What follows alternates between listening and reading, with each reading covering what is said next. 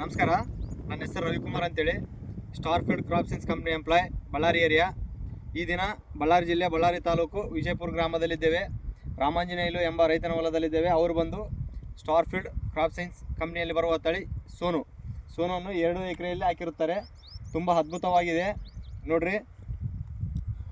ಇದು ಬಂದು 1ನೇ point sucking pest virus tolerance. ಇದು 1ನೇ ಪಾಯಿಂಟ್ ಬಂದು ಗಂಟು ಮುದುರು ತಡೆದುಕೊಳ್ಳುವಂಥ ಶಕ್ತಿ, ರಸ ಹೀರುವ ಕೀಟಗಳ ಬಾಧೆಯಿಂದ ತಡೆದುಕೊಳ್ಳುವಂಥ ಶಕ್ತಿ ಉಳ್ಳಂಥ ತಳಿ ಇದಾಗಿದೆ.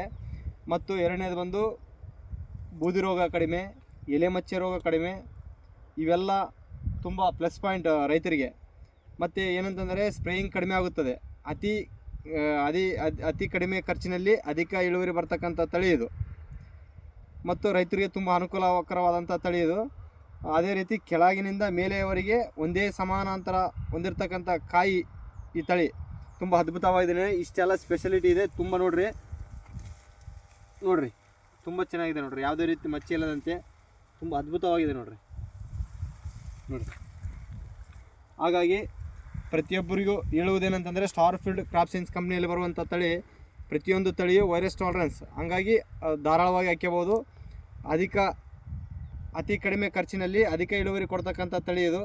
ಪ್ರತಿಯೊಬ್ಬ ರೈತರು ಆಗ್ಬೇಕಂತೇಳಿ ನನ್ನ ಅನಿಸಿಕೆ. ಧನ್ಯವಾದಗಳು.